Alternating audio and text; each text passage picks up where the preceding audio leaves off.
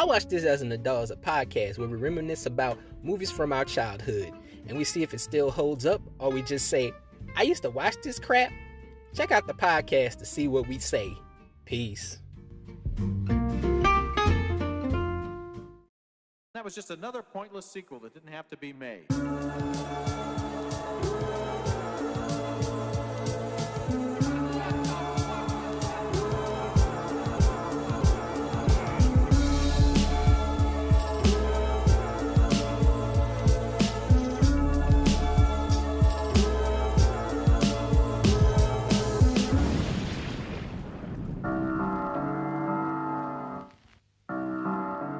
Okay, so 1981, The Evil Dead comes out, eventually gains some momentum thanks in part to a great review from Stephen King. It ends up being this cult underground hit that kind of launches Sam Raimi's career. So he does the whole water bottle tour of Hollywood, trying to get his next project off the ground. Everywhere he goes, people are like, oh, you should do Evil Dead 2, you should do Evil Dead 2. He's like, I don't want to do Evil Dead 2. I've already done that. I'm kind of ready to move on. Instead, he's promoting this film that he's got. He wrote a script with Joel and Ethan Coen called Crime Wave, and that's what he wants to do. And eventually, he finds a production company to finance Crime Wave. Now, Crime Wave is a film noir, Hitchcockian slapstick comedy, which, of course, is a massive bomb, just like a huge, huge dud. So Sam Raimi finds himself in director's jail in 1985. And how is he going to get out? I think an Evil Dead sequel might be the thing that the world needs right now. So he goes around pitching the Evil Dead sequel. His idea, he writes his script with Scott Spiegelman? Spiegel. And they write the script where Ash Williams, the only surviving character from the first movie, gets sent back in time and has to fight, undead soldiers in the Middle Ages. But he still can't get anyone to finance this thing. So eventually, Stephen King, who of course was a huge advocate for the first movie, is directing his first film, Maximum Overdrive, a movie about haunted trucks, I think. I don't know, I've never seen it. And he tells his friend and producer Dino De Laurentiis, hey, you should finance this Evil Dead sequel.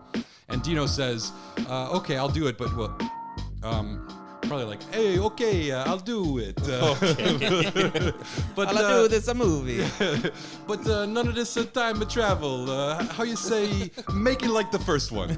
And doesn't he just talk normally? I actually don't know. I've never heard Dino De Laurentiis talk. I'm going just by the name. Okay. So they say, oh, make it like the first one, and what they must have heard was make it exactly like the first one. So they do a sequel that initially they planned on doing this as almost a direct sequel, picking up right where the original left off, because the end of the movie, Ash's 4 friends have all been killed. He's the last survivor, and an evil spirit comes through the woods and attacks him, and they were going to just start the movie right there. But instead, they decided to, part of the problem was they wanted to have a brief recap of the first movie, but the production company that owned the rights to it was not giving them up. So they couldn't use any of the footage from the first film. So they were already going to have to reshoot footage that sort of summed up the story of the first movie.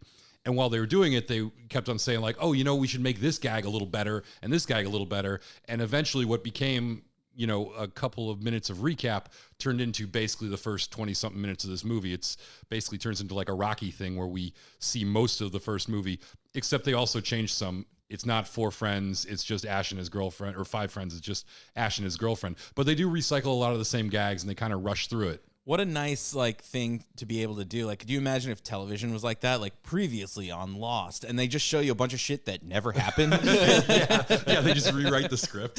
Yeah, last season. Don't you remember this love triangle? What? It's like new actors and shit. Yeah, totally. You should write a bunch of pilots that just start with a previously on. Wait, there was a show that did a previously on. Rick and Morty just did an episode. Oh, it was did like they? a brief previously yeah, on. yeah. There was it might have been like Leon. Yeah. Wasn't that the guy's name? It might have it might have been like, I feel like it would probably be like one of like Andy Richter Controls the Universe or something. It was one of those shows that would every week would have a previously on that had nothing to do with the previous episode. And then Arrested Development, of course, would do next week on Arrested Development and show things that would not have, that were like gags that more commented on the episode you just watched that would never occur on another. Did you guys ever see the show or hear of the show Eagle Heart? Sounds Chris familiar. Elliott. It was a Chris Elliott show that Chris was on Elliott at like joint. 2 a.m. on Cartoon Network, Adult Swim or whatever. It was great. It was like one of the greatest shows ever. It made me crack up all the time. It's like absurdist humor. Everything Chris Elliott does is either terrible or awesome, Yeah. and some are kind of both. Both. I feel like Cabin Boy is one of my all-time favorites for being kind of maybe both. Hey, kid, you want to buy a monkey? Joining us today for this Evil Dead 2 episode is friend of the pod, first-time guest, Miss Jordyn Barber. Hello. Hello. Thanks for having me. Yeah. Thanks for agreeing to do this. I did not think you were going to say yes to this movie. But I know actually a little bit about you that you do like horror movies, right? I do. I love horror movies, and especially campy ones. Oh, this is right up your alley then. Mm-hmm. It doesn't get much more horror and camp than this. Yeah, my mom used to let me watch horror movies at like an insanely young age. I remember one of the first ones was like a Texas Chainsaw Massacre. I had to be like 6 or 7. Oh, wow. Wow. I'm still like traumatized from watching Aliens when I was like 6 or 7. I watched that one early on too. I watched like all those Child's Play, Nightmare on Elm Street, Did you Friday 13th. Do you remember when you were, because this specifically, I can remember being a teenager and watching movies that I'd seen before, like Nightmare on Elm Street is a good example, and realizing that it actually was a little like goofy and like things that used to scare me when I was younger, I'd be like, oh, this kind of is kind of dumb. Like some of them are still scary, but you know, some of them I'd be like, oh, this is kind of goofy. Yeah, I mean, I was kind of like a rare breed. Like I didn't get scared. Like I would get scared during the thing. I'd be like, holding my hands over my eyes. But like afterwards, I had no nightmares. I wouldn't even think about it. I was just like, oh, that was a cool movie. I don't know. I think I just always had a thing of like, oh, it's fake. But then what I did do is I thought the movie like Child's Play, for example, I thought like, oh, wow, that Chucky, man, that looks so real. That looks so like, what you're saying. Yes, I did. Yeah. When I got to be older, I was like, oh, wait, nah. Yeah. No. This is a puppet. But you know what? With Alien, I was like more impressed when I saw it. Maybe a couple of years ago, we went to this event where they had like these live musicians. It was at LACMA actually. They had these live musicians doing live score over Alien, and it was really cool. And actually, I was like, whoa! Like all of this holds up because it was like real. You know what I mean? Yeah. It wasn't like CGI. Yeah. Since they really built it, it still is like. I mean, they thought that we were still going to be looking at black screens with like neon code on it, Right. in the future. That takes you out of it. But yeah. Well, that's like the Star Wars thing where it's like they've got all this incredibly primitive technology that now they've got Star Wars movies that are set before them that have much more advanced technology. One of the reasons I liked Andor, I don't know if you guys have seen that, but one of the reasons I liked it was because it And or what? but it went back to like the displays that were kind of like they're in a language that we can't understand, but they do have like a lot of those like retro style. It looks like something on an Atari, but it is somehow managing complicated machinery. Oh, like the little in Star Wars. I always remember when they go the scene where he climbs up into the little like crow's nest thing to shoot the laser gun, and their little screens on their like moving seats like are just like a Tempest. red field with like a yellow grid and an oval in the middle. Yeah, they had like a prison scene in Andor where they were like unlocking and locking. So wait, we're cells. officially going on an Andor tangent right now. Is that We right? can. And or what? Wait, you haven't watched Andor? No, I haven't. I haven't either. Guys, if you like Star Wars, or rather, Even if you don't like Star I'm Wars, going to say, if you don't like Star Wars and you're like, I'm done with all the Star Wars spin-offs, this is one you can watch and you don't have to know anything about Star Wars. There are no Jedis. It's just a great like crime thriller, adventure, spy, vaguely sci-fi. I love. There's 12 episodes, which is unusual for a show in today's day and age. I feel like it's either 7, 8, or 10 episodes Yeah. at most, right? So it's got 12 bangers, and it gives They're all them good. It gives them the time to like really like draw things out. They spend like there's. I feel like the episodes were in threes, and there's like big chunks. Like there's like 3 episodes that were focused on the heist that they do of this like bank or whatever. And then there's 3 episodes on a jailbreak in this future, and that's like it was fucking awesome. Like the jail, prison created, episodes, which are usually any prison story, is like my least favorite part of anything. And the prison episodes were like my favorites. What's that actor's name? Who they brought in for that? The guy who did Gollum. What's Gollum's Andy name? Serkis? Andy Yeah, Serkis. Andy Serkis, yeah. He's in it, and he's fucking incredible. Yeah, It's great. He needs to be. I don't know. Yeah, if he was in, nominated. and it was like the first time. I mean, he was in the Batman, and he's been in other things like as himself. But this is the first time that I saw him in something that I was like, shit, he's like a really good regular actor. He should just be himself in things. He shouldn't always have to be like a Gollum. Well, he was the villain, one of the villains in the first Black Panther movie. Yes, right? yeah, the guy with the claw. Yeah. Yeah, Ulysses Claw is his name. Ulysses Hand or something. Yeah, Andor is really fucking good. Let's just talk about that. Highly instead of recommend Evil Dead Andor. 2. No, Evil Dead 2 was great. Well, I really wanted to talk about the scene where he accidentally chops his girlfriend's head clean off with one stroke of a shovel. Accidentally? I mean, I think he was trying to. well, yeah. I mean, he was trying to hit her with a shovel, but how does a shovel like cleanly decapitate someone? I mean, Well- that was a gag that was directly from the first movie that they just did it with Obviously, like slightly better. Colin hasn't had the same kind of late nights that I've had.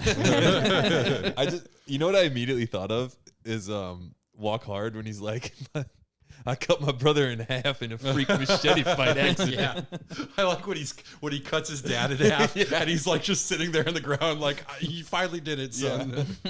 But the dad's like, he finally realizes that like it's possible to accidentally cut someone in half in a freak machete fight accident.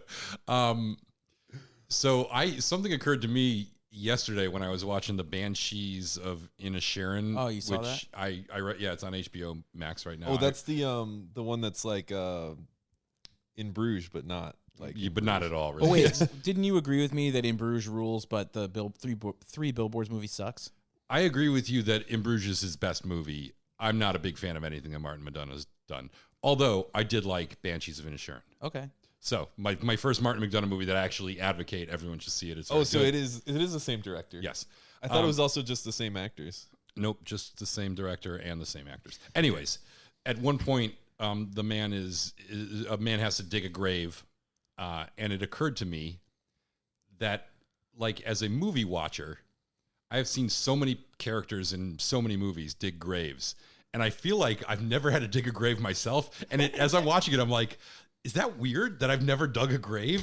It seems really hard, but I was like, if you're digging a grave, something has gone horribly wrong in your life, right? But we see characters in movies dig graves all the time. Can I mention, though, that in true crime documentaries, which I'm a big fan of, they usually dig very shallow graves. Mm-hmm. I think people think in the movies, oh, it doesn't look so hard. Then you start getting out there and digging a grave. It's fucking That's all it hard. works. Yeah. Like six feet under. How about 6 inches? How about just put them on the ground and then shovel dirt on top of them? One person digging a hole with one regular shovel is like an insane amount of work. It is grueling and physically like backbreaking. And they always do it in like a night, like before the sun comes up. And I'm like, a night, that would be like a 3-day It's job. like 12 hours, at least. Dude, I mean, sometimes I'm plunging a toilet, and after like 3 pumps, I'm like, I'm fucking tired. I don't want to do this anymore. This toilet is staying clogged. Come on, Matt. Sometimes you're plunging a toilet. It's like every day. Do you know what movie did make digging the grave look exactly how it would? I forget what the name of it is, but it had, I think it was like Frailty or something like that. It had Matthew McConaughey in it. Yeah, yep. And it was like all like Frailty a flashback. with, Bill Paxton. Yeah, those kids digging that grave, they were digging a grave. There's a movie with McConaughey and Paxton. Yeah. I haven't seen it. You've never seen Frailty? No. You gotta see madman. that movie. It's really good. It's a good one. Highly recommend. Actually, Bill Paxton's The directorial title made it seem weak. directorial debut. I was going to say Shallow Grave probably makes grave digging seem hard, but I don't remember that one too much. I think that was who was that? Danny Boyle's first movie. Yeah. With somebody. Yeah, I feel like we're watching Evil Dead 2 in the background here, and we're missing so much gold. This movie, I have to say, is wonderful. I like this movie a lot better than the first one. I feel like this is exactly what we predicted or talked about in the previous episode, that this is the first movie if they had a budget. And it's like, but they learned their lessons, like I feel like this movie wouldn't have been as good as it is had they not made the first movie, Yeah. Yeah, that was like their practice run. If in case you're following along, I don't know where we are, like 10 minutes into the podcast or something, but we just reached the point where the first movie would have sort of theoretically ended. Although they do reuse gags from the first movie later in this movie. This is like we've finished the recap mode. The demon just chased him, and instead of coming, usually at the end of the first movie, the demon came through the the unseen first-person point of view demon came through the cabin and hit him in the face. In this one, it actually has a pretty impressive... I thought one of the most impressive things in this entire film was the camera chasing him around the cabin. Yeah. And how... It isn't a very big cabin. They make it seem like it's a mansion. And he's going through through the walls, like in between rooms. Right. And there's so many walls. There's so many narrow passages and extra rooms, and he goes through all of them. Question though, is it the same exact? It's not the same exact cabin from the first movie. They had to rebuild it. No, this was shot almost entirely on a soundstage that was built in a gym in North Carolina. So they had a high school gym, and they basically built almost every one of these things as a set, including some of the exteriors, which is pretty obvious if you've seen it. The exterior is kind of goofy. It's awesome. very I love how stagey. smoky everything is, and the makeup. He's always bloody and sweaty. We're looking at him right now, and wet. Everything's just so wet in this movie. It's just awesome. Like everything. There's nothing where I was like, okay, that they missed the mark. Well, let's talk about some of it, because I agree. I think this is a great movie and a great improvement on the first one, even though historically I think the third one is always going to be my favorite. But the third one is comes after he's made Darkman, right? Yeah. So it's like a real. Is it a studio movie? Yeah, I think they had. Well, this has a much bigger budget than the first. I can't remember what the budget is. Somebody could look it up. I think it was a little less than $4 million. Yeah. They wanted 4, and they got 3.75. So they made the first one for $300,000, and they made this one for 4. And I think Army of Darkness probably was similarly expensive, increase in expense. But it's not just the price, Like a lot of the gags they use are better. And I think one of the biggest differences, and one of the things that I like more about this, is that it leans in. The first one was kind of accidentally campy. And I think we talked about this in the first podcast, that they were shying away from too much comedy because they wanted to make a straight up horror movie. And this one, they kind of tonally embrace just being funny and goofy sometimes, which I think is really, it sets a unique tone that captures kind of what this series became, which isn't present at all in the first one. Well, we just got those facts and figures back from upstairs. Apparently, The Evil Dead was a $350,000 movie. Evil Dead 2 was a $3.5 million movie, and Army of Darkness is an $11 million movie. Yeah, I remember reading some statistic too. It said that Sam Raimi has made one of the cheapest movies of all time and one of the most expensive. In that the first one cost $350,000, and Spider-Man after marketing, Spider-Man 3 cost $350 million. Dang. Wow. Yeah, That's Spider-Man a lot. 3. That was a good one. Spider-Man 3, Tobey Maguire Spider-Man 3? yeah. Yeah. Yeah, you didn't know that? It's the same guy. He did all 3 of them. He did all 3 Spider-Man. Yep. Yeah. Okay. With Tobey Maguire. Oh, okay. We're watching the headless, naked corpse claymation thing do a dance. This is when it starts getting really funny. It's gross, but, it's super silly what this corpse is doing. Yes. And it looks kind of it's already decaying too. She's got Barbie doll hair. Yeah. It's been one day and It's she's clearly down a to the doll, bone yeah. on her legs. Yep. What's in that soil? Lie. The evil. Yeah. Well, guys, you may have forgotten, they set up that she's a dancer in the beginning when she just is in her underwear and spins around a bunch of times for no reason. Yeah. So this makes total sense to the viewers. No, he was playing the piano and she was dancing, and then the evil makes the piano play, so she wants to dance again. Yes. In some foreign countries, I think this movie is called Dance of the Dead instead of The Evil Dead, or Dance with the Dead, something like that. And it's actually got a subtitle in this, although most of the material now just call it Evil Dead 2. It was originally marketed as Evil Dead 2 Dead by Dawn, I think is the subtitle. Because again, he's trying to survive the night. And they say Dead by Dawn 1,000 times in this movie. Should I just recap the plot quickly so we could jump around? Were you supposed to do that earlier? Or? We typically do it about 45 minutes into the show. We get it in there somewhere, sometimes before the end, sometimes after the end of the show. Yes. Okay, I'm ready when you are. All right. I think. Go. Okay, so this is Evil Dead 2, and it starts off with a recap of the previous movie, basically, but the events are all different. what's his name? Ash is there with his girlfriend, Linda, I think her name is. And all the rest of the friends are nowhere to be found. They arrive at the cabin. He finds the tape player and he plays it back, and it says the incantations, and it instantly turns Linda into a ghoul, and he chops her head off with a shovel. We mentioned that. And then he goes on and fights her for a while. Is tormented by many ghouls. Everything starts laughing at him in the cabin, and he's pretty beaten up. He chops his own hand off. Meanwhile, this girl and her boyfriend, who looks like Will Forte as MacGruber, show up, and she's like an archaeologist or something, and she has these pages from the Book of the Dead that are 3,000 years old, and they actually show a flashback of people finding them just randomly sitting on a table, which is cool. Somebody just left it out. Yeah. And so they finally arrive just as Ash is about to get killed or whatever. And they think he's bad, so they beat the shit out of him and throw him down into the cellar.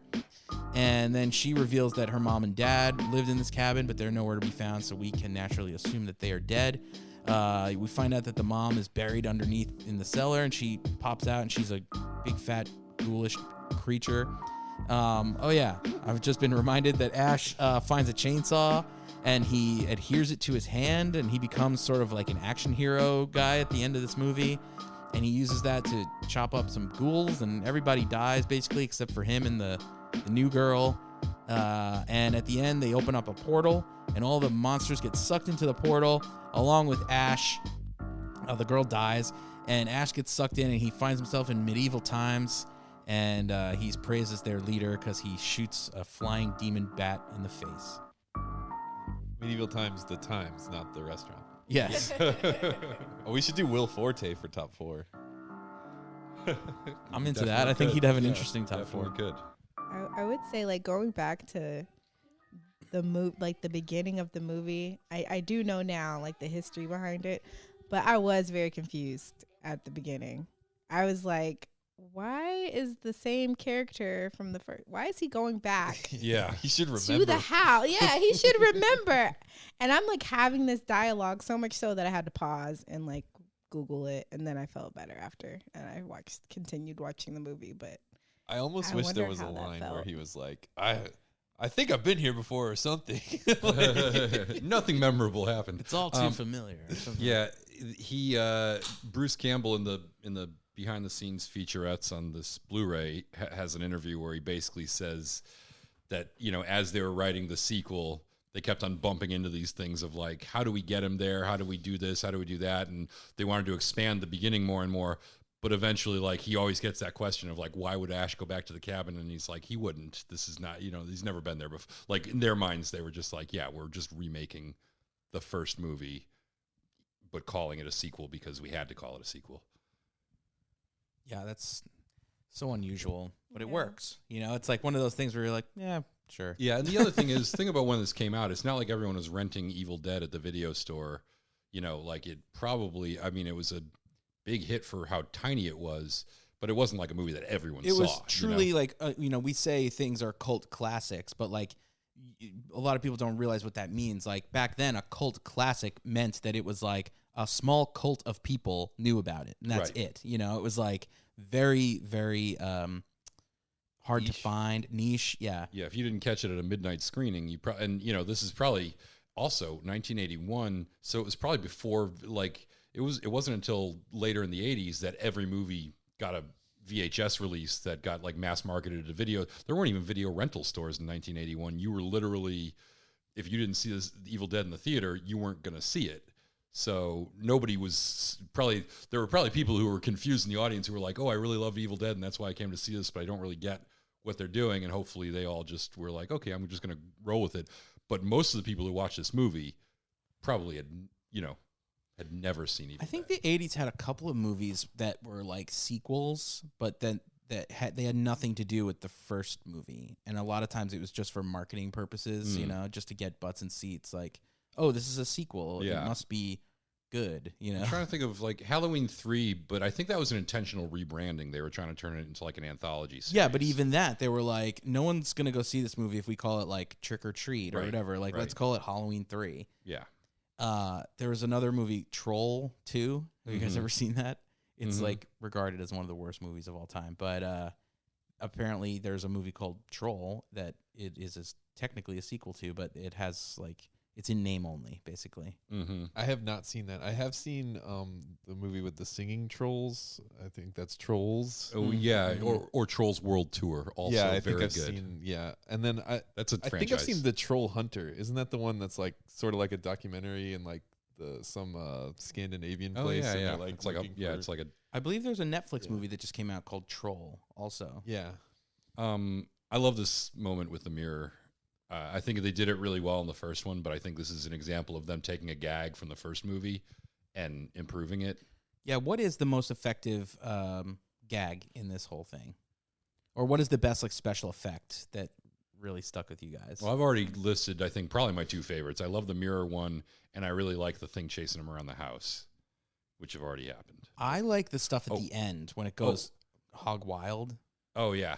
Well, I also like, as far as moments, my two favorites are when he's in the house, it's probably just going to happen in a minute, where like everything's going crazy and he's freaking out and cracking up and acting like a lunatic. Love that part. And I love the fight he has with his hand When he flips himself? They have behind the scenes footage of like on a VHS of him doing that scene without any added effects or anything like that. He really did that. Like there's nothing. It's Bruce Campbell just being really good at physical, whatever you want to call it. It sounds like we watched the same behind the scenes doc where they said he did have a stuntman on this movie, but one of the only stunts that he used him for was when he falls down the stairs at the he end. said he didn't want to fall down the stairs. That was it. But the fight, I mean, the behind the scenes footage of him fighting with his hand in the kitchen, apparently they did it the first take. They were like, that's it. That's the one. And it's really impressive stuff. Yeah, he's really acting his butt off, and it reminds me of like Jim Carrey a lot. I was like, oh man, this is like, it feels like Jim Carrey. Yeah. And I was wondering like, which I didn't Google, like what's the timeline of Bruce Campbell and Jim Carrey? Yeah, they're kind of like, I mean, I think Bruce Campbell might be a little Definitely, because older. Jim Carrey broke out on Mad TV. No, Mad TV. Around this Living time. Color. Living Color, sorry. I knew it was a Fox show. But he was in movies in the late 80s. He was in a movie called Once Bitten. Yeah, but he wasn't Jim Carrey. He was just in a movie guy. called Rubberface. He was like, he was an aspiring actor / comedian. But he didn't get any, he didn't become Jim Carrey, Yeah. Jim Carrey. Oh, that's pretty good. Side by side photo. Yeah. He didn't become Jim Carrey until after In Living Color, Yeah. which would be early 90s. Yeah, he was also in Earth Girls Are Easy, which is like, Yeah. what year is this movie? 87? 87, yeah. Well, I think that was the same year, or 1988 or something like that. So yeah, he was kind of burgeoning at the same time. I wonder if Bruce Campbell's ever like, Jim Carrey Stole my I career. could have had that. You know what? There's this is a scene from Liar Liar, I think, where Jim Carrey fights his own hand, Oh, yeah. Yeah, and it's like yeah, almost the same. Oh shit. Yeah. Plagiarism. he was studying. Yeah, I Well, don't Jim think Carrey did a lot of impressions when he was like, younger and just doing like stand up Yeah. and stuff before he did more like acting. Yeah. Yeah, but I mean, In Living Color kind of made him with like the goofy physical comedy, throwing himself Yeah, into the things. firefighter guy Fire and, Marshal Bill, yeah. Yeah. I heard about this guy's audition. So the guy who plays the hillbilly truck driver came into audition, and they were like, yeah, he's like, he was good, but he was like everyone else. And they were like, yeah, okay, fine. And then he was like, oh, what if I took my teeth out? Because he had a bridge that had 2 teeth on either side. They took him out, and they're like, you're in the movie. I always was wondering through this. As soon as I saw that guy, I was like, "Is that his girlfriend? That girl is too." Yeah, hot for this you and guy. me both. Oh, this is great. Bruce Campbell has a weird. It's very Three Stooges, which I think is like a well-known Sam Raimi inspiration too. Yeah. There's something about the scene where he's laughing with all the objects in the house that have come to life that reminds me of like vaudeville or something, like that physical kind of He's presence. very over the top, but also he's very straight. Like the whole when he says like groovy, and when he he's got a very straight man quality to him too. Yeah, I know, it's amazing. This when the hand is like inching, like slowly pulling his body. This is such a good gag. Like, how did they do this? They have guys like I'm sure they had somebody down in shoving his legs, him. like shoving him. Yeah, but the fact that he makes his hand look like it's, it's all just timing, but it's all performance, Yeah, it is all timing. He could have actually been pushing himself with his that's foot. true too. The foot is out of frame. Yep. Just really impressive stuff. This is one of the reasons that I think, like, I don't think, and also another change from the first movie to this one is Bruce Campbell is basically almost 10 years older now than he was in the first one, and has gone from being like a kid to being, he's been trying to be a working actor for all that time. So he's got a lot more experience, and he's just a little more confident in his character, like in this Ash. I would say it's a created. Different character entirely. Right, exactly. But they've honed it into something really way more, way more attuned to his kind of unique personality. Yeah, this is incredible. Watching this with no sound, it's like even better. Dude, why did my son was watching this part? Oh, and he said, "How is he the one with the chainsaw, but he's getting blood all over his face?" It's like I'm like he's cutting his own hand off. He was just like, "Oh, okay," and he's gonna walk off. Oh, of course, this all checks out. Yes. My son is about to be 5, by the way. I think that's maybe the most like replayed part of this whole movie is that him laughing as he cuts his hand off. Yeah, the blood spraying on his classic. face. Yeah. But I always wonder, like, is this the best Bruce Campbell career, or could he have had like a Jim Carrey type of career, or better yet, who he kind of reminds me of in terms of what he does is like a Leslie Nielsen type, where it's like he's taking things very seriously, but he's also kind of in on the joke in his seriousness about it. Because I feel like with the right vehicles, he could have had a Leslie Nielsen kind of career. Obviously, later Leslie Nielsen kind of career. I said it in the last episode, but I think he's very charismatic, and he's got a good like face. Like he's very. I love that farewell to arms. I forgot about that. Yeah. I don't know. I feel like he could have been more. I mean, he did. I guess he was on a couple of TV shows in the 90s, right? He had. It's not like he hasn't done it. He was in that. But he's not a household Junior name. And, The Burn obviously Notice. Burn Notice. Got that Burn Notice money. Yeah. But and I mean, he's still working, so it's not like he hasn't done anything. But it's just funny that he became this beloved actor in cult classics and obscure TV shows, and not. Like, just a little more mainstream and popular, that he didn't get a lot of work outside of Sam Raimi stuff. Along these lines, the role he did in the Multiverse of Madness, the pizza guy or whatever. Yeah, like I felt like he was a little bit too much the butt of the joke, like it's funnier. He's almost funnier if he's not, clowned on so much, I guess. Yeah, I wasn't, I mean, I didn't think that scene really used him to the greatest. Yeah, well, because I watched Spider-Man 2, to prepare for our podcast that we do here, and in that one he's like the theater usher, and it's funny, and he's being like stupid because the theater usher like won't let him in and is being like a dick. Yeah, and like kind of awkward about it and everything. But it's way funnier when he's not just like. He is a dick, but they're not just like, I don't know. He's not so much the butt of the joke. It's like, yeah, he works. I get what you're saying. He works better as sort of like an antagonist, almost like a smarmy kind of like. Yeah, when he has confidence, I think, as a character. But when he's like the butt of the joke, it doesn't work as well. I don't feel like the Multiverse of Madness character was like a confident character in the same way, I guess. I don't know. That makes sense. Oh, this part's great. Yeah, it's a great Oh, moment the blood where shooting out of the wall. Yeah. And then it turns into like oil or whatever. Like bile. Apparently every time he blew his nose for like a week, it was pink. Oh. He got so much fake blood in his mouth. Yeah, a lot of the blood is inconsistent in this movie. Yeah, that's what I was gonna say too.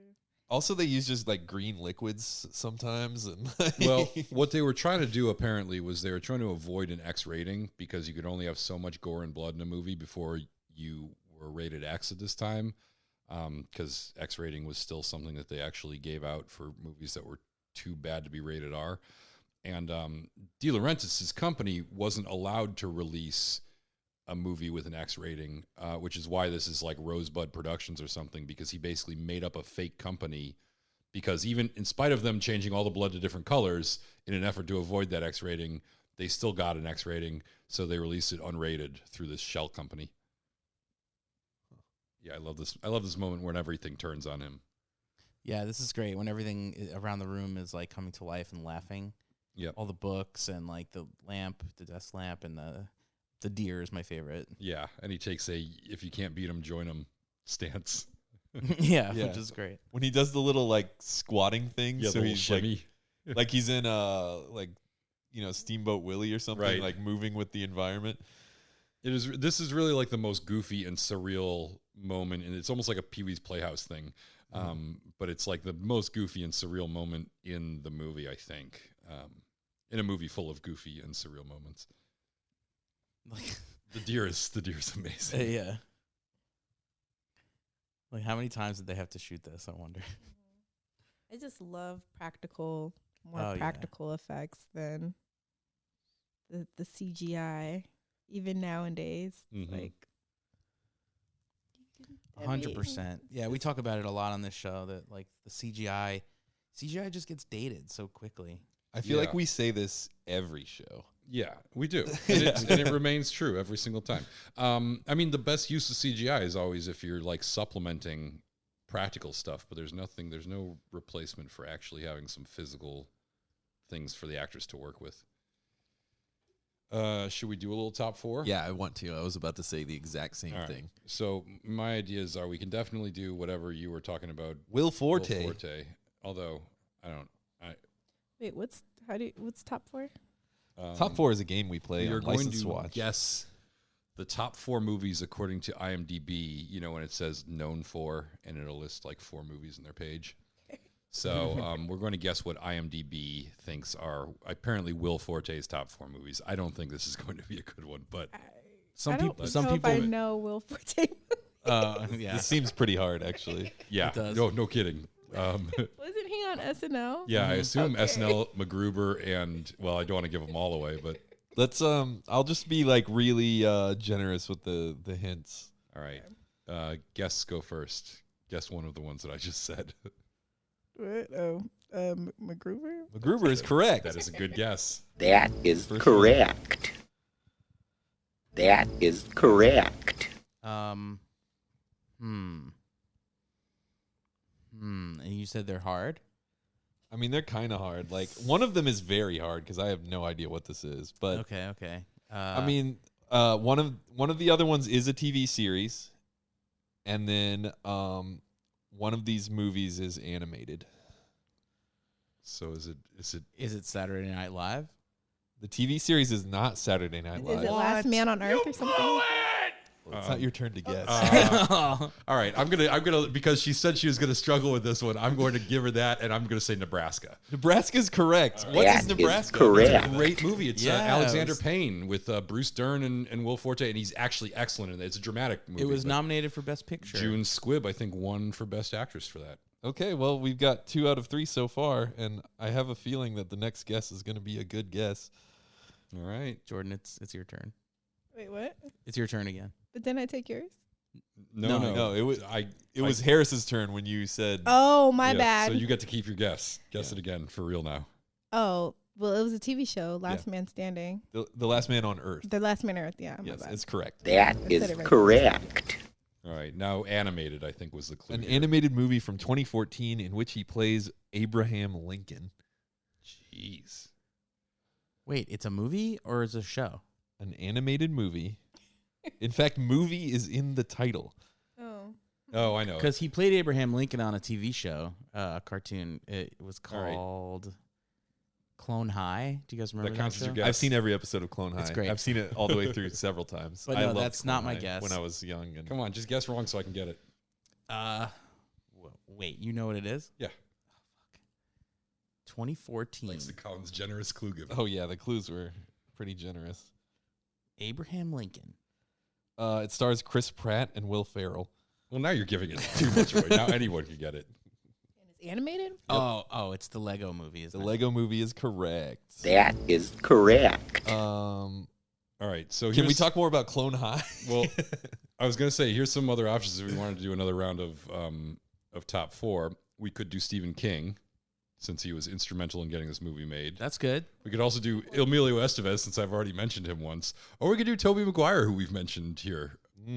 Oh, I like all those. Yeah, those are I'll all let good. Jordyn We can't do decide. all of them, but Let's go with Stephen King. Since All right. we have a Stephen horror King. to- it's going to be a good one.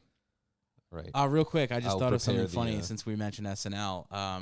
Do you guys remember a cast member named Finesse Mitchell? Yeah. Yeah. His daughter goes to school with Maya. Hey. And we went to Maya had like a little winter concert the other night, and we went there, and I'm like, that's Finesse Mitchell. I remember him. And then I realized his daughter's in her class. Oh, that's cool. Yeah. I'm on the same email chain as him, like the parents' email of the class, and his email's like, I'm not going to say his email, but it's like very clearly his email. What's his home address? What is his email? TheFinesse at Gmail. It's something like that. Okay, top 4, known for Stephen King. Jordyn, you get to go first. Dang. The Shining. Does he have credit on that though? The Shining is incorrect. I mean, Dang. he would get credited as a writer for even things that are adapted from his stuff. So Really? That's not top 4? Yeah, I think you have to tell us, like, we've got a hint round for this. Okay, fine. But I feel like a lot of his credits are going to be like producer or like based on. they all say writer. They all say writer. Okay. All 4. In fact, the 4th one says writer, and in parentheses says creator. We've got to get 6 wrong before he gives us some hints to point us in the right come on. direction. Yeah, we have a lot to go. Let's off keep of here. going. Yeah. All right, so she gets The Shining. Who's up now? Me. Yeah. Yes. I'll say It. It is incorrect, and that guess is a little vague. I mean, Yeah, I meant Stephen King's It. I What will about the go miniseries? Yeah. yeah, that is the Stephen King's. It is the miniseries, right? Yeah. So is the movie. It's also called It. There's I know. You I should was get credit for intentionally both. being vague. Hits. All right, none of them are on here, so whatever. Okay. I will go with I know what my heart says, but I'm going to go with my head and say Carrie. Carrie is incorrect. Okay. Dang, see, that was my first 3 already. I thought those were the most popular Stephen King ones. Yeah, well, as we know, top 4 is not always. It doesn't always make sense. In fact, usually it's dumb. It's the hardest game in the world. So, It is. can I just ask a question? This top 4 on IMDb, what are they basing it off of? What That's we data? don't know. That's why don't it's know. It's insane. It's sometimes. Okay, I need to sometimes know. It truly makes no sense. Okay. Is it All top right. grossing? Nope. Is it most popular? Let's Nope. see. Then I'm gonna go with something Even the star ratings, it's like a little. the star ratings out of 10 are like not always 8s or 9s. You know, it's like All right. Stephen King, Firestarter. Firestarter's incorrect. Love the guess though. That's also 2 different That's movies. the way you got to think as about well it. at this point. I'm gonna say Misery. Misery is incorrect. Another Wait, good one. no! All right. This is too All right. much. I got one. Shawshank Redemption. Shawshank Redemption Oh, yeah. is correct. IMDb That loves is Shawshank correct. Redemption. Also, Harris, it's called The Shawshank Redemption. Thank you very much. Same shit, different day. Should we keep going or should we get a hint? No, let's keep going. We got so Okay, we're many. doing good. All right. So we got 2 so Top- far. Top 4 is. No, you have one. Just only have the one. Is it only movies or is it? I will tell you that. Or are there TV shows? Oh, that's a good on hint there? to give us. I will if tell there's you a that TV show. there is one TV series here, and the other 2 are movies. Dang, Call you know it a what? I TV think it's probably a series, TV which makes me series. think that it could be a mini It was series. probably on. I'm just reading what it Hulu. says. There's the one on Hulu, but I forgot the name. Oh, I know what you're talking about. But he has several series Yeah. actually. Yeah. But okay, another movie. Whose So turn is it? there's- It's Jordan's. There's 2 more movies basically. Yes. Dang. And I can't. You don't want hints yet? No. I already wait, know what my wait, next wait, pick wait. is. All right. I gotta think. Shoot. Oh. I'm gonna say The Mist. Ooh, that's a good The one. Mist is incorrect. I knew it was gonna be on. That was a missed shot. Okay. Pet Cemetery. Pet Cemetery is incorrect. Oh, but I love it though. Okay, I'm gonna do a license to watch classic, The Dead Zone. The Dead Zone is incorrect. Unfortunately, we would all love to see the Dead Zone on this been a good list, one. but I mean, if Simply The isn't Shining ain't, I was just so Yeah. shocked. Yeah. Carrie? Is it hint time Shining? yet? No, Wait, no wait, hints. let me see if I Okay. can get one more Stephen King. Let's do one more round of guessing, and then we'll do Dang. hints. Jordan, you're up again. He's got so many things though. This that- dude looks great. Sorry, back to the All the makeup is movie. You could see the really string good. holding the guy Yeah, up. the makeup and the prosthetics. The mom that's actually played by Ted Raimi, Sam Raimi's youngest Yeah. brother, who apparently that fat suit was all like they do fat suits with like a lot of foam and padding and like weighted silicone within it. But back then it was an entire silicone fat suit, and apparently he just sweat nonstop. Yeah, the it entire probably- time. They had to pour it out at the end of the day. Apparently. Right. would have weighed like Yeah, 50 you can pounds. imagine what this set smelled like. Oh god, Oh, horrible. Oh my God, yeah. Especially with whatever they're making all these different like liquids out of. Mm-hmm. Ugh. Anyways, top Yeah. 4, Stephen King. And she got her We have hair one- pulled out. It was like, that was pretty terrible. We have one correct guess so far. That's The Shawshank Redemption. Oh, okay. Okay, wait. Oh, dang, what was that called? The one with all the different things that happen. It's like a anthology kind of. There was a bunch of little Cat's Eye? shorts. Cat's Eye, yeah. No, Creep no, I Show? wasn't thinking. Oh, No, Creep Creep Show, Show. yeah. That was Creep gonna be my Show. Creep Show. Yes. Is correct. Correct. Yep. Yeah, because Yes. he wrote the screenplay for that. Yep. Creep Show. Which makes me think, is Maximum Overdrive? Maximum Overdrive is correct. That is He's correct. totally stolen my. The last one is the hardest one. So And is my the- hint for Maximum Overdrive was that Harris said it already earlier. Yeah. That was gonna be my next guess. and Before I'm we kinda started at the a game. loss. Yeah, this one's super hard. Is it okay? So this is a TV series, Yeah, though, right? it's a TV series. He's credited as writer I creator. know it. I know what it is. the Langoliers. The Langoliers is incorrect. Oh, I remember that though.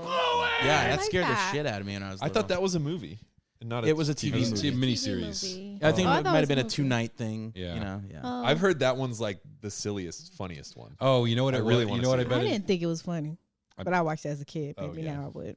I wish I had that guess back. I thought of a more popular TV miniseries. That I think I know which one it is. You guys can go ahead because I'm blanking. I was gonna guess the one that's on Hulu right now, but I forgot That might be it. the It's- name of it. Wrong. It's What- like Okay. Castle Rock or something. Yeah, yeah, Castle Castle- Rock. Oh, yeah, that's that right. was Yeah, it. that is the Castle name of Rock. it, but All that's right. wrong. I watched that. Okay, I'm gonna guess a little known series from the mid '90s that I think Ben Foster was in. It's called Storm of the Century. No, Oh, Storm I of the was Century is gonna- incorrect. I was gonna Damn. guess The Stand. That's the one I wanted to guess.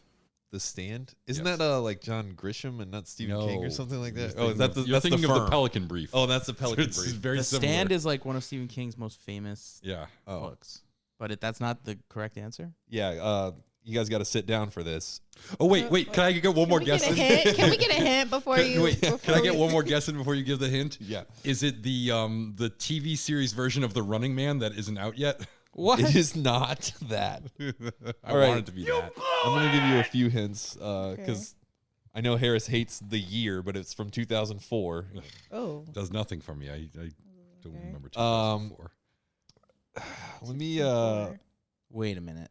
2004. it's not The Shining, the series. Oh, and it's a series. Fuck. The quirky staff and patience of an ultra modern something.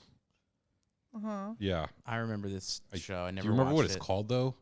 The quirky. Kingdom like something. Kingdom Hospital. I Kingdom think. Hospital. Kingdom Hospital is What? correct. Oh, good teamwork. That is I didn't correct. know. I've How never heard of can that. Never heard of be in this his before. top know, four? stupid. But Why you know is what? that top 4? You know what though? With the Maximum Overdrive and the Creep Show, and I bet you anything that he was like actually A like writer. the showrunner or a writer on the Kingdom. It's so a like- creator. Yeah, it was. Yeah, so it was stuff that he was Yeah. like directly involved in, which isn't always the case because sometimes it's like somebody will have something in their top 4 that they were like a background actor on. Yeah. But Yeah. yeah. So I think for him at least there seems to be some small amount. But of rivalries. Shawshank doesn't fit that mold. No, not at Yeah, all. but Shawshank's like the classic. best. But yeah, I was thinking IMDb Green loves Mile Shawshank. might be on there. We didn't mention Green Mile. Oh yeah, Yeah. Green Mile. I like Shawshank better.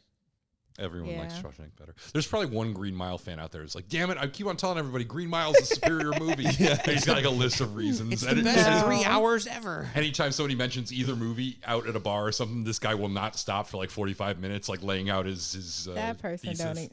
That Well- person is a troll if they exist. Well, as I told you guys, I recently rewatched The Island, and Michael Clark Duncan was great in it. Oh yeah, Everyone I loves remember Michael that Clark movie. Duncan. That as they should. No, yeah. he's dead now. Yeah, taken too soon. And he was married to Omarosa. I didn't know that. Really? Oddly enough, yeah, Did not know from The Apprentice, Omarosa. Even when he died, or Yeah, oh wow, I Yeah. had no idea. they were married. Crazy. She is crazy. What's been going on in this movie? Oh yeah, All the people are dead except for Ash and the girl, and now some of them are turning. We into don't know dead how Oh, eyes. you know what I thought was one of the best obstacles in this movie is when like the hillbilly dude was like, "Oh wait, they're not dead yet. They're not dead. Oh, it hasn't happened yet." Well, I'll still say it. It's like when they're like, "Oh, we're just gonna read the papers." He's like, "I bet you aren't. I'm gonna hold you at gunpoint, and then I'm gonna take your papers and put them in the attic." I was like, "Oh, that was a pretty good obstacle. I like that." Yeah, because he wants them to help him save what's her name, Yeah. Bobby Joe. Who goes Yeah, into the Bobby woods for an actual reason this time, Mm-hmm. and then she has the tree attack scene happen to her from the first movie, but Not nearly as rapey. Yeah, the first movie was hard to watch, although it was the best effects of the first movie. Yeah. Didn't you get any like Pazuzu vibes from this Totally. floating head? Yeah. The spirit of what's her name's dead father. We don't know this woman's name, but the lead actress's character's dead father comes. Oh, to her in a name's dream. Annie, I think. Oh yeah, that is right. You know who she kind of looks like to me?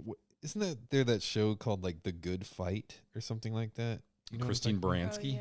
Yeah, is that her name? Yeah, she Yes. has the Baranski She's got a little Baranski to her. mouth or something. Yeah, Yeah. like younger and a little bit of She could like be with a little like- bit of baby fat. She could be like Baranski's sister in something. Yeah, Schmaransky. yeah, exactly. Schmaransky. Usually when people are naming the siblings of them, they don't. These are my twin children, Baranski and Schmaransky. Isn't that your last name? Yes. Yes. That would be my twin children, Christine and Schmaransky. Wait, Schmaransky, Baranski? Yes, we are cruel. We don't want her to be successful. Christine is our pride and joy, and Schmaransky came out too. So ridiculous. Schmaransky. Yeah, tell that to my little brother Schmccabe. He's doing fine, thank you very much. He is a lawyer. Call Schmccabe McCabe. He can fight for you. Or it's like, you know how lawyer firms are usually like 4 last names? It's like Weinberg, Levy and Schmccabe. Oh man. Yep. Okay, so she ran out into the woods. It's always like, it's funny to me that, you know, these movies exist that are in the zeitgeist of, you know, the horror genre, and like these actors, you just never see them again. Yeah. This girl's pretty, like, you know, why didn't she continue acting? I don't know. I really like the outfit they have the main girl wearing. How she has that like sweater tied around her neck the whole time. And Yeah. she's wearing those like little khaki shorts with the high socks. She's like going on safari. She just needs like a little hat, like a safari hat. And yeah, she's ready. exactly. You know, back to the, you know, actresses kind of disappearing. It's not, I don't think that she probably wanted to quit acting. Yeah. She probably thought this was her big break. Mm-hmm. Yeah. But That's what I always think when I see these things, is because I've known people who had that part in either a big part in a small movie or a small part in a big movie, and there's this excitement of like, it's finally happening, here we go. And I always think about these people who had that moment where they took all their friends out to dinner and they paid for everything and everyone got drunk and high-fived and they went to the premiere and they were like, this is just the beginning, and then they never did anything significant again for the rest of their for careers. a movie like this, they just go to conventions for the rest of their lives. They turned this into the career, which is, you know, it's sad, but then there's a lot of people who never even have this. That's true. Yeah. I mean, it's fucking cool too. It's not like Oh, you're yeah. in some piece of. I mean, you know, there's some people who are like, I was in a. Some conventions are better than others too. You know. Who's that guy? Man, the Weasel. What's his name? Pauly Pauly Shore. Shore? I was in a forgot Pauly Pauly Shore Shore's movie. name? Like, who's that one Baldwin who's in Biodome with him? I think that's Steven. Steven, yeah. Yeah, The come best on. one. No. That's all he's got. Earlier this year I watched Son-in-Law. Why? Who plays the grumpy Just dad so that in I understand. I love this. It's When I clearly saw him. this, Foreshadowing. I had no idea how connected this movie was to Army of Darkness. Like, it seems to me when they made this, like, they knew Army of Darkness was their This next is what thing. I said. This is what I said the last episode. How I think the real franchise is these two movies because they have the closest connection of this movie and Army of Darkness is like a direct sequel that they both kind of comment on each other and play off each other. Whereas the first one and then the later Lego sequel are kind of detached in a weird way. These two movies kind of are just a great duo. Yeah, I love how they had, ballpoint pens and like pastels and stuff like that to use on this paper, like 3,000 years ago. The ancient paper. Yeah. I mean, Colin, I believe we've already learned that this was written on the flesh of humans in blood. So clearly, Oh, right. They When just- from the time when the oceans were blood, right? Yes, yeah. If that's not. Yeah. Was that correct? That's I think about that's right. what they said. That's about right. Yeah, I do think also that like I'm sorry. Here comes the hillbilly. yeah, Messing I'm everything running up. this show the now. hillbilly Deus Ex Machina. No, we cannot end the movie here. We're going to go out there in the kill it. woods and look We've for got to Bobby do the Joe. stupidest thing. Yeah. Kind of like America, Yeah. Yes. The rural South strikes again. The other thing I think about is that like they didn't know that they were going to do a sequel. They were hoping, but right now, think about Sam Raimi's mindset. He's in director jail. The only reason they let him do this movie was because he changed it to a remake of his first movie instead of being this other thing that he wants to do. So he's adding in those little Easter eggs, obviously optimistically hoping he gets to do Army of Darkness, but then he doesn't even get to do that for like another how many years? It's crazy how ahead of his time he was. He's like setting up for a franchise, he's like, Yeah. hey, look, this is got the sequel lined up, like any studio would be like, this first movie didn't do tremendous, but if you've got another one, let's make it happen.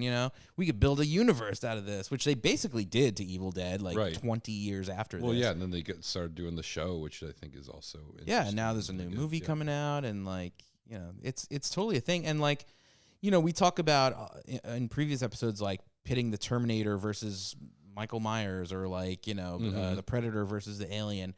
There was conversations like Ash was always in the mix. He is like an iconic character. Yep. He's a guy with a chainsaw for a hand, and his other hand is filled with a shotgun. Yeah.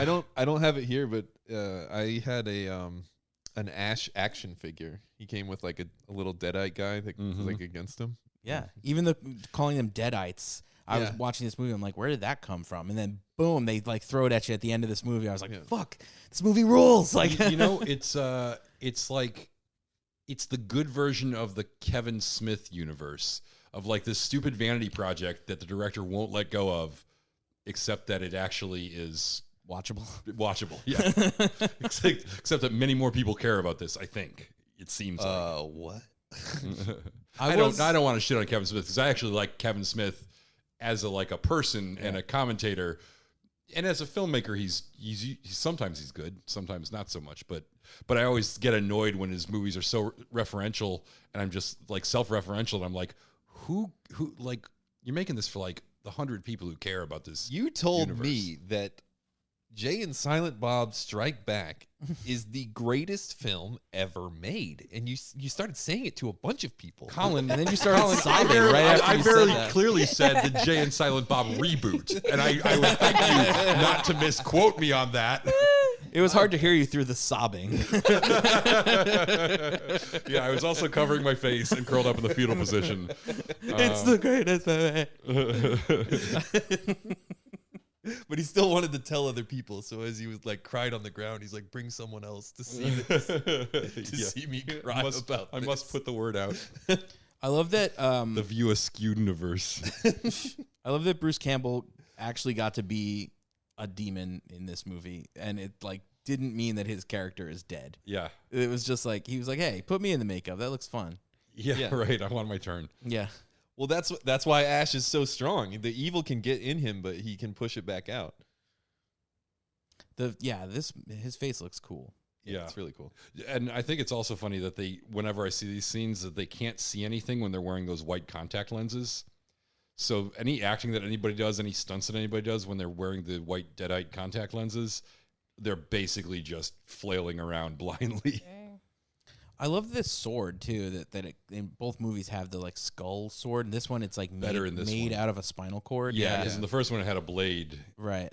This one like got like the spinal cord. They don't explain, like it doesn't serve any real. Why is it here? Where did it come from?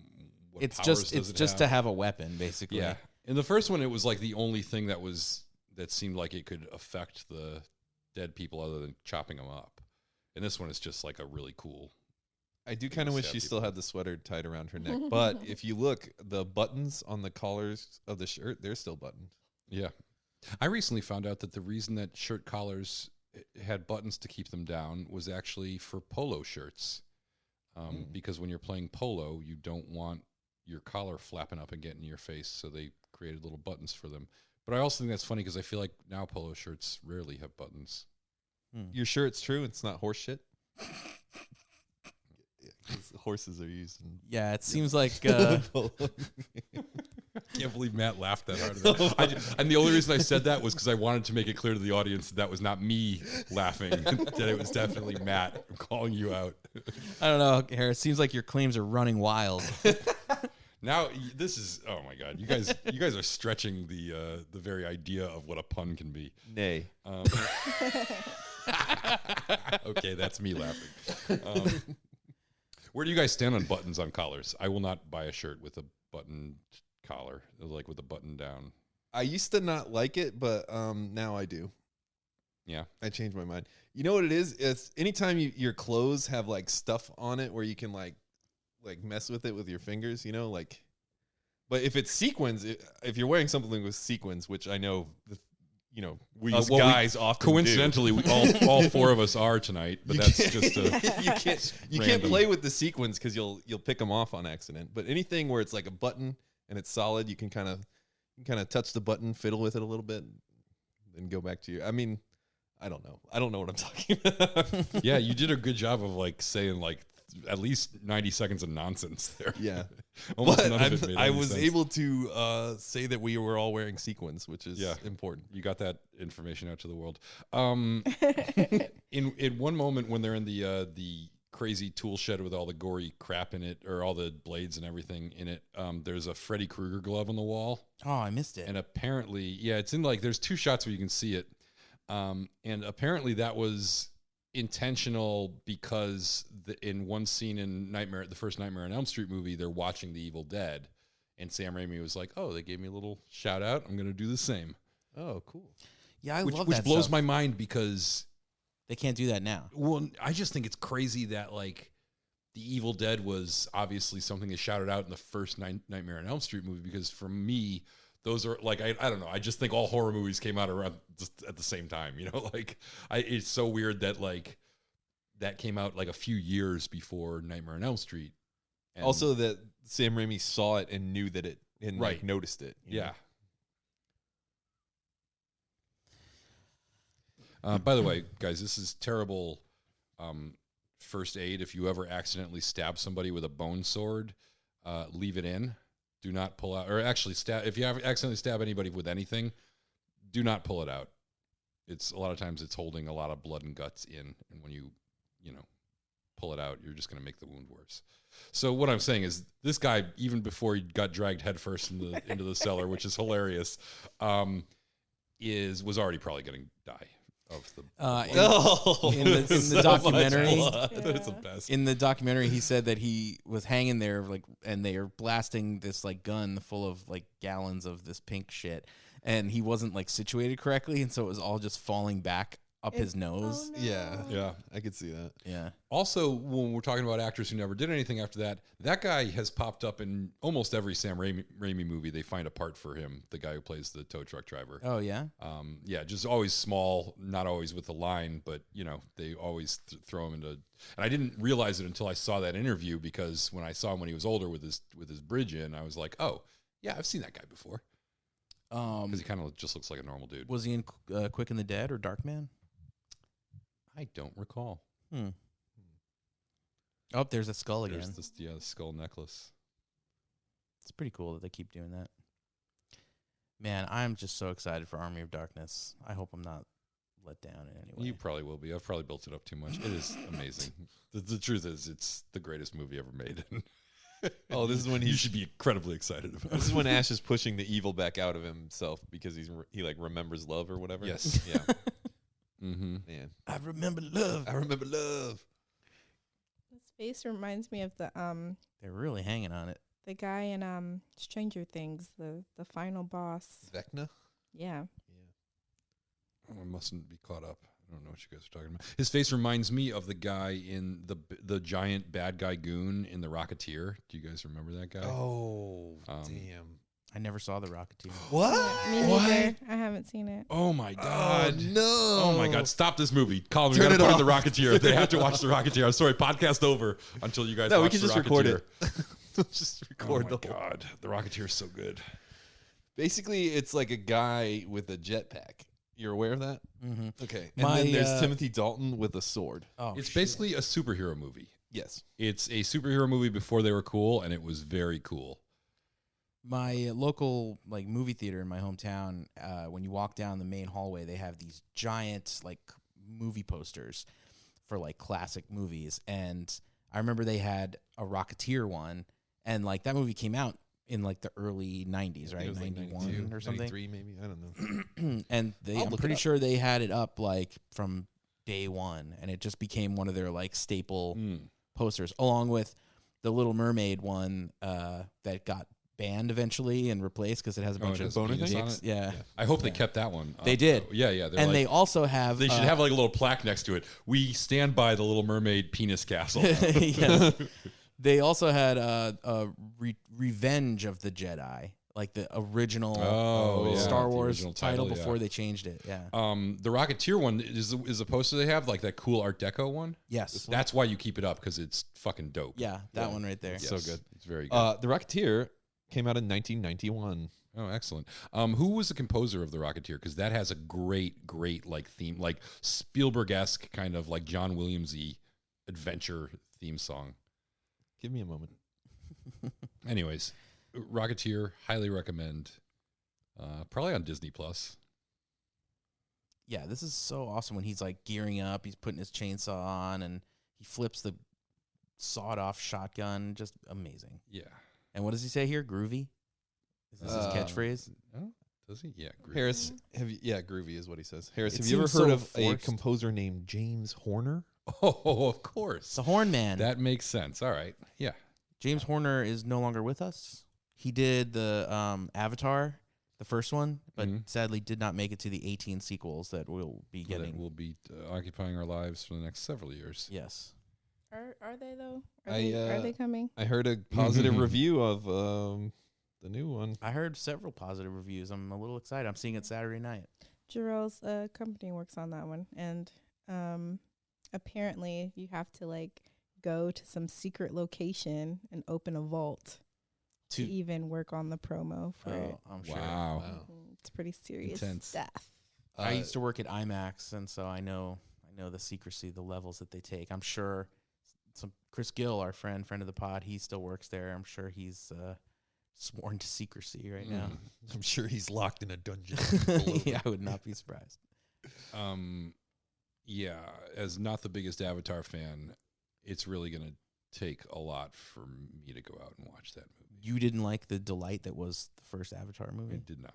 What if there was like a little like room you could go in and like you shut your eyes and then like you were like a blue guy, and then that blue guy was like friends with a bunch of other blue guys who went to go see Avatar? Would you go see Avatar? You say, would my avatar go see Avatar? I mean, I guess if I could picture the Harris Avatar. It's like not that much taller than he is now, and he's slightly just like bigger blue guy. They're all like, "Come on, Harris, let's go see this movie," and he's like, "No, I refuse to." This is what we do in our tribe. Yeah, there are so many things that like. I mean, yeah, there's like it.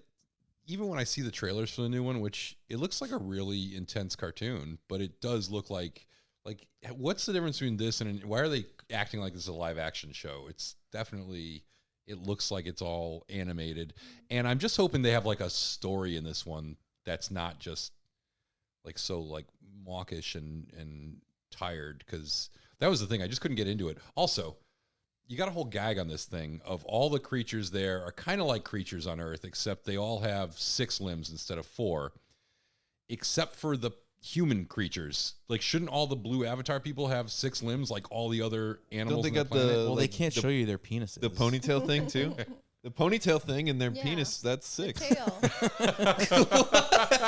No, it's the ponytail and the tail, right? But Oh, everything right, yeah. else, but everything else has tails and hair and stuff. But also has. You're an forgetting added- the penises, Eric. penises aren't arms, Matt. I'm not too certain what you're talking about. I mean, with the 6 no, limbs. all like the animals they ride. Yeah, like the cows the and cows, the- and the tiger dragon things, Yeah. the dragon things, all have like 2 arms and then legs. They all have like an extra set of arms. So you think that That everything that evolved the on the avatar, planet. the blue people should be like Goros, right? Yes, exactly. Okay. The blue people should be like Goros, is what I'm saying. Yeah, I think that would be consistent. Can we I think if your whole can we thing's talk gonna, to James Cameron about this? I'm not mean- gonna lie, that would be a fucking cool thing if like all the blue avatar people had another set of arms. Yeah. I mean, it's not that hard to do, James Cameron. Exactly. You can build a whole fucking world and create all these creatures. You couldn't give these well, blue this guys is the other an thing. extra set of arms. If you're going to spend all your time thinking about world building and not about story or characters, then at least get the world building part consistent. I don't agree with that. I don't want to see that. You don't want to see the four-armed Jordan's avatar. like, 2 That's a arms little is too weird enough. for Extra me. arms is not good. In Yeah, fact, no. I want to see the one where they don't have any arms. just legs. They just run around, bumping into each other, picking up stuff with their teeth. Just like leaning on their huge penises to say standing. Which have 6 limbs. Oh boy. Yeah. So All that was a right, good this one. is the best. We're at the end Oh yeah. of the movie now. This fat suit is amazing. Spinning around on the ceiling. It looks so gross. And you Yeah. could tell he's just hanging off the ceiling, but it's still pretty impressive. Oh yeah. This is just so good. Like this is like Ash is like fully Ash now. He's got the shotgun on his back. He's become comfortable with his hand being a chainsaw. Apparently they were shooting this in a gym in a high school that was actually, I think, a functional high school at that time. Maybe they shot it over the summer, I guess. But they like the PAs are all like high school kids. yeah. But they I've got math class in 20 minutes. they converted one of the classrooms into a gym and got him a personal trainer so he could like stay in shape because he was having to do so many like action things. But apparently he was like a workout fanatic even before this, but they were like, we're going to make it really easy since you got to be in this gym all the time at this high school. We're just going to build a gym in a classroom so you can work out. He would later go on to train with Bonesaw. Here's a little casting tidbit that I read. I think we talked about it in the last podcast that when Sam Raimi moved to Los Angeles, he was roommates with a bunch of semi-famous people such as Joel Cohen, Frances McDormand, Holly Hunter. I think Kathy Bates lived there for a while. He wrote the sassy hillbilly truck driver girl with Holly Hunter in mind because she was like a struggling actress who was going out on auditions, and he saw her like all dolled up to go like audition for some hooker part, and he was like saying something, but like Holly Hunter wasn't having any of his shit. So the second he opened his mouth, she was like snapping back at him. He was like, "Oh, that's great. That's going to be the character in my movie," and really wanted to cast her. And the studio wanted somebody that was more attractive. Aw. So they went with this girl. So this girl could have been Holly Hunter, and then we would be like, "Oh, isn't it funny how Holly Hunter got her start?" I thought you said the sequel. hillbilly girl was supposed Yeah. to be Holly Hunter. Yes. This is not the hillbilly. This is Safari Girl. I think when he gently pointed at the TV and said, "This could have been Holly Hunter," I think he meant Yeah, the role could have been her. You know, Oh. it yes, was the a- thing it that I was- was talking about, not Because the character you're talking about is dead already. yes. Holly Hunter would have been a better pick for that girl. Oh, I agree. right because she would fit with the guy. more. Yeah, Yeah. she would have fit. Then I would have been like, oh yeah, they're the hillbilly couple. She wasn't sweating it because I think this is. I think the next year she was in Raising Arizona, which obviously is one of the greatest movies ever made. So she totally came out on top there. I really like this effect that's coming right now. The giant demon monster that's face covers the yeah. entire doorway. That's really cool. This is a great era for horror movie effects. Like, I'm just thinking of all the Freddy Krueger movies that were out around this time that had awesome effects. Mm-hmm. That's a series I would love to cover on this show at some point. The only reason I wouldn't do it is because there's so many, and it would be another Harry Potter, you know? Yeah, Like, you want to cover those, you can do it on your own podcast. Make a new podcast. But there is so much to talk about in the Freddy Krueger movies. Do you have to do them all, or you just do Yeah, that's kind of our shtick. We have talked about doing like a larger series in half. Like, we do some of it and then like cover the next half of it like a year later or something. Or if it's like something that we could do, like you pick out like the really important ones, then all the garbage we do like 2 in 1 episode. We could do like a 2. Yeah, I'm not too into that. I like to give these movies the respect that they command. I don't think some of these movies deserve a lot of respect. But there's all these government regulations, but we can't do. Yeah, as podcasters, we're just trying to remain in compliance with the many. Like, could we have done Evil Dead and Evil Dead 2 as one episode? I don't know. No, but that's different. That's different than like Nightmare on Elm Street, The Dream Warriors, and Nightmare on Elm Street, Freddy's Dead. What is or even Freddy versus Jason. Oh yeah, see, Freddy versus Jason does not deserve an hour and a half or 2 hours of us. No, I think Freddy versus Jason would be a bonus movie, and maybe Jason X as well. Although Jason X, I think, is a hidden gem. I hate this like other lens that they use though. Sometimes, like when they show the monster, it's like I don't know what the point of it is. It's like an unstretched anamorphic or something. Yeah, it just doesn't look good. Oh, I forgot. That sucks that she dies. Why? She made it so far. Oh, yeah. And her shirt was pretty much intact with the buttons on the collar and everything. Yeah, How they many could of have. those shirts did they have? But if she had had the sweater, that might have. I know the sweater might have protected her. Yeah. Damn it. This tree hand looks great. Like Yeah, the all tree this hand stuff is is just awesome. great. Yeah. The like, what makes it is like all the constant like fans blowing. See, this looks awesome. Yeah. You're actually seeing the Yeah, thing it's now pretty in the cool. correct lens, and it looks great.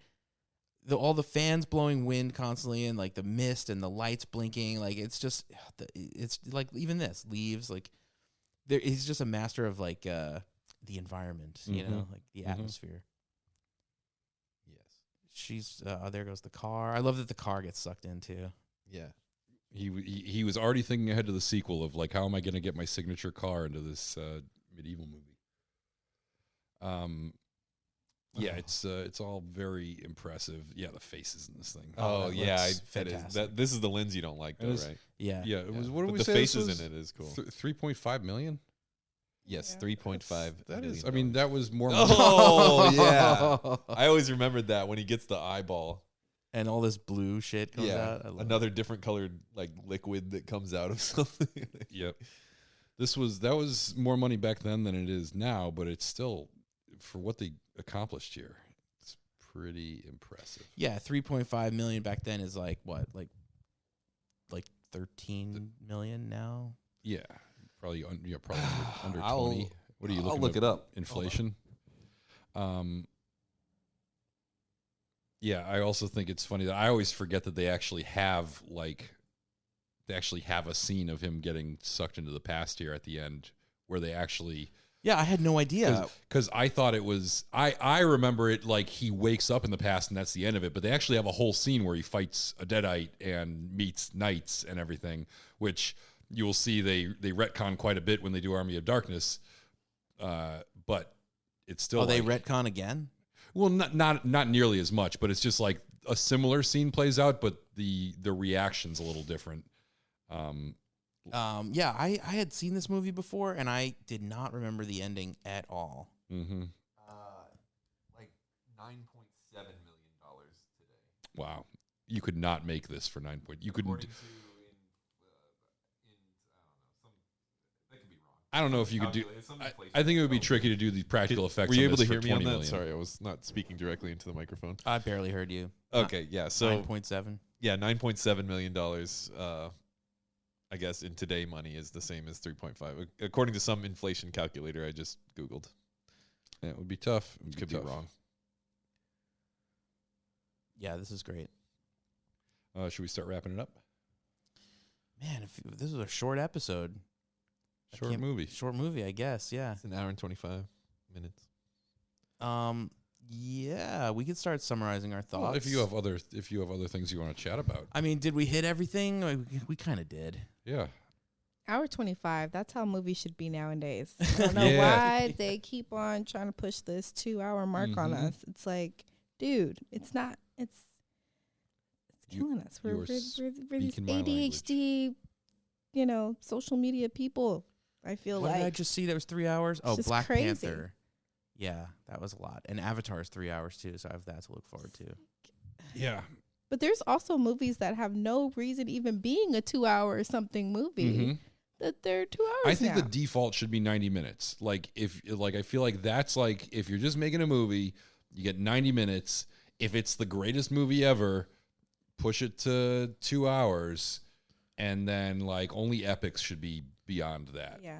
Harris, didn't you make that petition to push for the movie screens to all be changed to vertical? Yeah, exactly. I want all the movies to be between 30 seconds and 5 minutes long, and all the movie screens just flip them on their side. Vertical. I'll go first. Oh, that's Sam Raimi right there. Oh yeah. Yeah, I saw this movie in college, and clearly, I don't know if I watched it to the end even. Like, I do not remember this ending, but it's wonderful. He's screaming, no, no. Like, they want him to be the hero, and he's just like, no. That's great. We need more heroes like that. Weren't they in Michigan before? Well, it's not just a time portal. It's time and space. Yeah. Space, yeah, clearly. It's the multiverse, Colin. Right. Yeah, shut up, Colin. Which then kind of goes into the thing where maybe this is a different universe where he did go to the cabin for the first time with just his girlfriend. Yeah.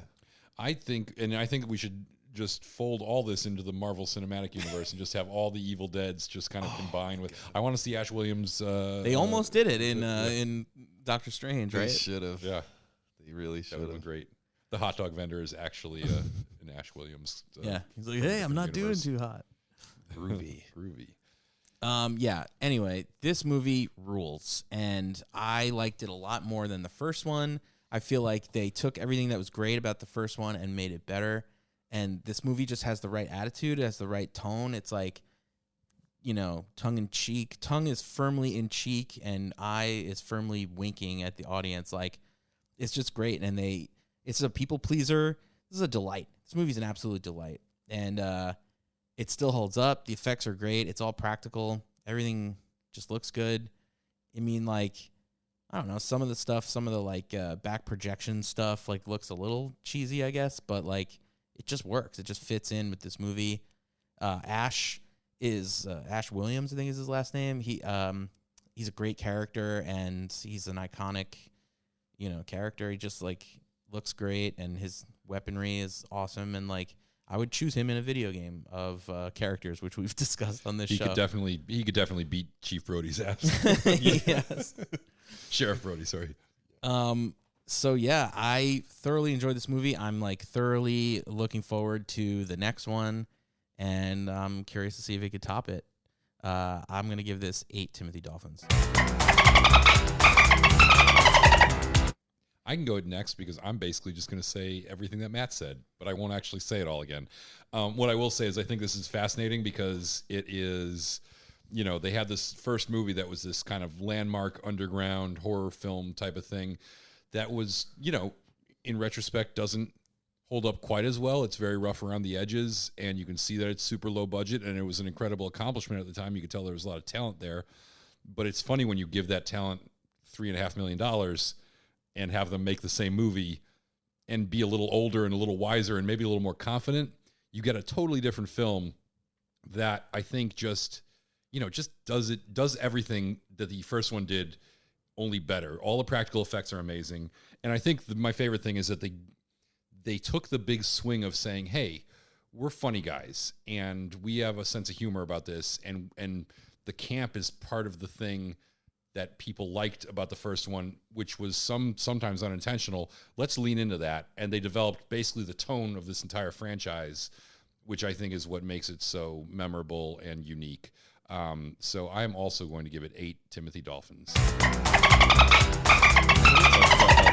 The Rosebud production company was just made up because of the X rating thing. But I really like the logo, like the slow motion opening of the rose. Like, yeah, it's pretty cool, and it's got a really good, color palette.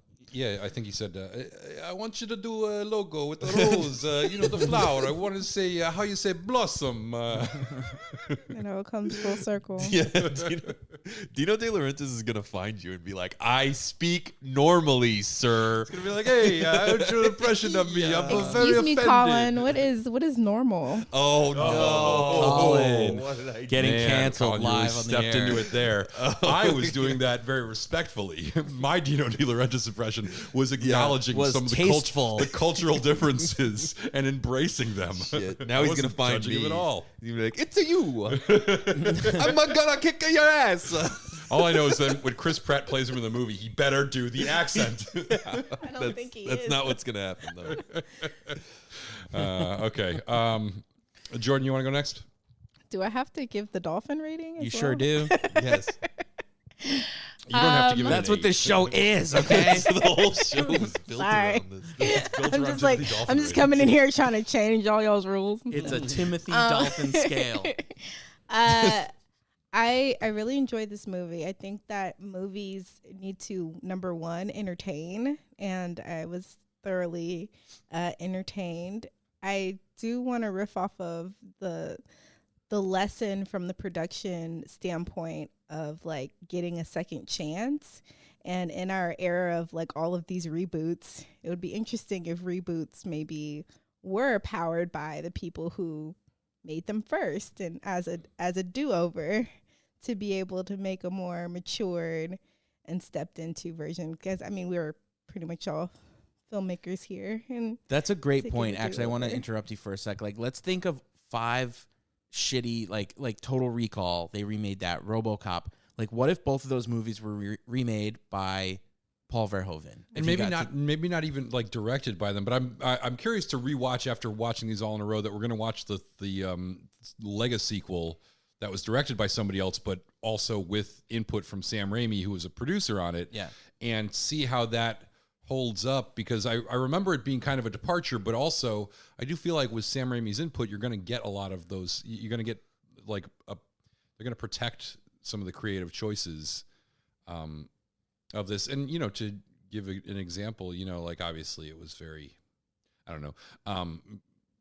But Maverick was something that had input from a lot of, obviously Tom Cruise was probably the biggest creative influence from the I thought original you meant movie on that. Maverick, the Mel Yeah, Gibson. No. I But that one we had covered. James Garner in it. Yes. So, but yeah, I do think that makes a lot of sense. I think they're worried about people being too possessive of their stuff, but I think having those original creators involved would keep the integrity of whatever made the original project special intact.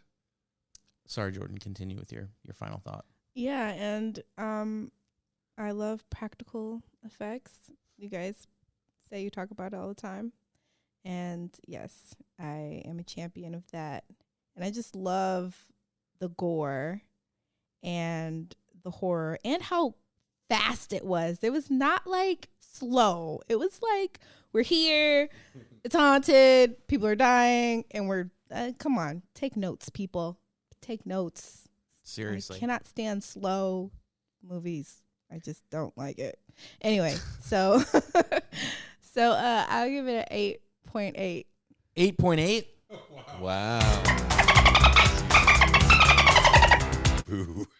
And also, Why did you boo?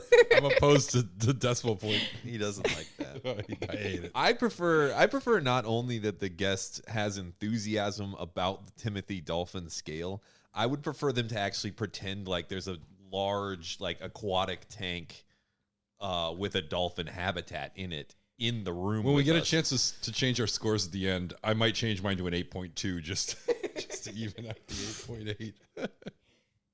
Math. Colin, you want to go? I guess so. I just I was really hoping I could come up with something to say that hasn't already been said, but I'm not sure I can think of anything.